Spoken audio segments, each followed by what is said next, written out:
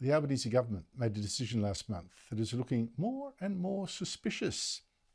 It banned Qatar, that's the Middle Eastern airline, from adding 21 flights to its schedule to Australia. And more flights, of course, would have meant cheaper airfares for you and more tourists to Australia. But Transport Minister Catherine King said no.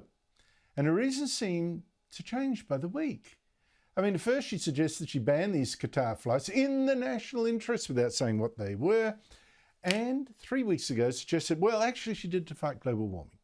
She said, sure, she wanted more capacity for people to enjoy travel, but equally, I want to be able to decarbonise the transport sector.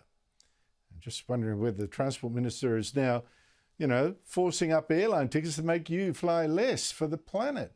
But last week, King gave another excuse. We only sign up to agreements that benefit our national interest in all of its broad complexity. And that includes ensuring that we have an aviation sector through the recovery that employs Australian workers. So this was about protecting Qantas workers now, and yet it hurt Virgin workers because Virgin, the other airline, is a Qatari partner. And by the way, this decision also hurt workers in our tourism industry, but Qantas workers come first. Well, this week King suggested yet another reason for the ban. She said you've got Qantas that has just purchased, brand new planes. That's at a significant cost. I mean, talk about looking after Qantas. And again, I ask, what about Virgin and the tourism industry? Why this protection? I'd feel less suspicious, actually, if it wasn't that Qantas actually pampers Labor politicians, all politicians, in its luxury chairman's lounge. And Anthony Albanese's 23-year-old son, he has got membership too. And Qantas also backs the Prime Minister's pet cause, the Voice. In fact, it all seems just too matey. Nationals frontbencher Barnaby Joyce, former Deputy Prime Minister, also former Transport Minister, joined me earlier. Barnaby Joyce, thank you so much for joining me. Do you understand why the Albanese government is defending Qantas like this? Is this actually the right thing to do, banning Qatar, if it means Australians having to pay more for airfares? Well, I'd hate to think it's because Qatar doesn't have a Yes23 sticker on the side of it, but you never know. I have to give it to Mr Joyce, my namesake. He was awfully good at getting billions out of the government during COVID. He was going so well, in fact, he got a bonus, I think it was up to $20 million.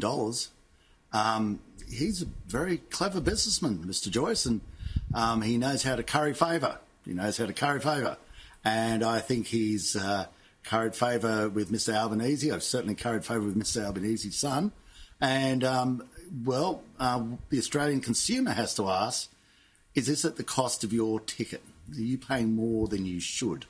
And when we have corporate conscience thrusted upon us with the Qantas saying vote yes, I imagine their staff are dragged along kicking and screaming, you always have to look to the side. Do you have peripheral vision of other things that might be happening? Look, you raised the fact that the Prime Minister's son, 23 years old, is in the Chairman's Lounge, or got an invite for the Chairman's Lounge for Qantas, which seems to me extraordinary. I don't want to pick on the guy, but I can't believe there's anything of his own merit, his own business acumen or whatever that got in that Chairman's Lounge from Alan Joyce. It must be his connection to his father. Do you think it's appropriate when a Prime Minister and his government are making decisions that are so material to the business interests of Qantas that at the same time he should be accepting such a gift from Qantas for his son?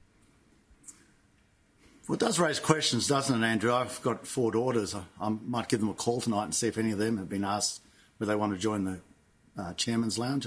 I don't think they would have. There'll be a lot of other parliamentarians, maybe Peter Dutton's kids, see if they've been asked to join the Chairman's Lounge. But what I could say is you would definitely get a better deal if there was more competition on domestic routes. Absolutely, 100%. And we've had the ridiculous position in Australia at times where to fly from Moree to Sydney is more expensive than flying Sydney to Los Angeles.